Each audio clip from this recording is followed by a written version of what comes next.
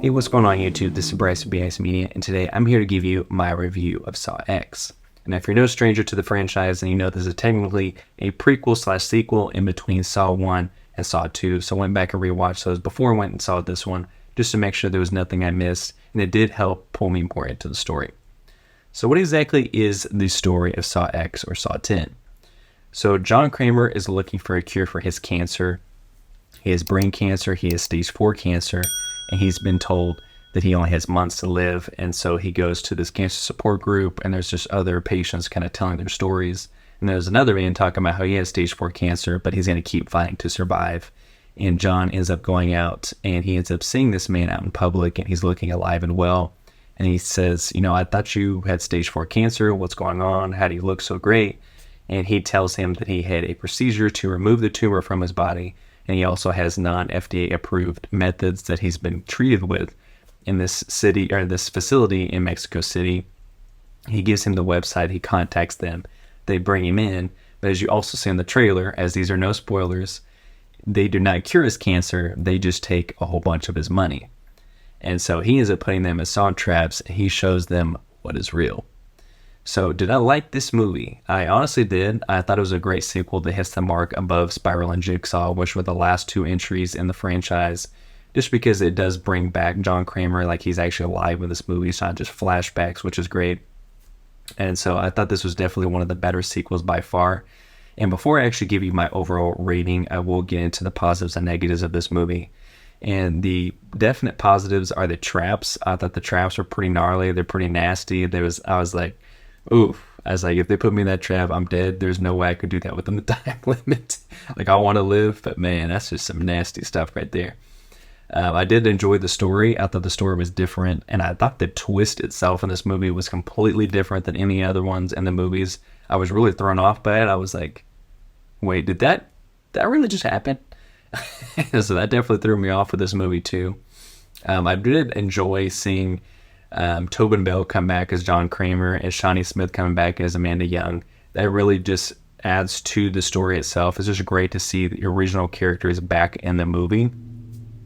And then last but not least, I also just love the environment. It was that dark, gritty nature that you see in the first couple of Saw movies. It's just all about greens, the yellows and browns. It's just nasty environments. It's not super bright and pretty looking. It's just nasty environments, and it's gnarly, it's dirty, it's gritty. I absolutely loved it, and that's what Saw is all about. So there is some negatives of this movie because no movie is definitely positive. And the negatives I would have to say is the actual trap scheme. I like the traps themselves, but on a lot of the other movies, they're not individual traps. So whenever it comes to the big game, they're all cohesive traps. So it's all these people having to work together. And I think it just kind of helps bring the story more into focus. With this one, they're all individual traps. They're not all a big cohesive type game. And so I was a little bit disappointed with that because I think that's what I was expecting just because of all the other movies, how they did that. So I wasn't a huge fan of that. And there wasn't a whole lot of Billy the Puppet. Billy the Puppet, I think, just kind of adds to the overall kind of like scare tactics. It just kind of puts the fear in you. When you see that old tube TV turn on, he turns, he's looking at the camera, and you're like, oh, something about to go down right here. Like, that's just terrifying, I think, to see for anybody for that matter. Even if you're not in the Saw trap, you're just watching the movie. And then there also wasn't a lot of tape recorder action as well, like in the other ones. Like there was, but it wasn't quite the same. That's something just to kind of keep in mind to go into this. I was a little bit disappointed with that, but overall, I definitely liked the movie. And the overall rating I would give this is definitely, I would say a 6.5 out of 10, which is definitely not a knock against the movie itself. I did enjoy myself during this movie.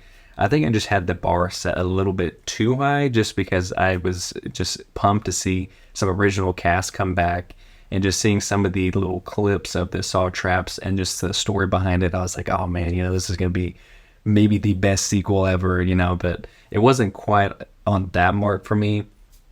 I'd still say this is probably like my fourth or fifth favorite in the series, I'd say, out of all of them. Saw 3 is my favorite. I'd say Saw 4 and 5 are probably like the worst for me. So it's not like anywhere on that level. So I'd probably say is maybe like my 4th or 5th overall, just behind a couple of other ones. It's hard to put those all on lists. I'd have to rewatch all of them again just to kind of get a refresher, but Saw 3 is my favorite. And then this one kind of falls maybe like in the middle of the entire franchise for me. But I know for some people this might be like their favorite, and hey, that's perfectly fine. Everyone has their own opinions. But I definitely enjoyed myself with this movie. I would recommend going and watching this, especially if you've seen all the other movies, then you definitely cannot miss this one. You have to go watch it. If you've only seen Saw 1 through 3, you should still watch it because it still takes place in between that timeline, and maybe it'll pique your interest to go watch the rest of them. Maybe, I don't know.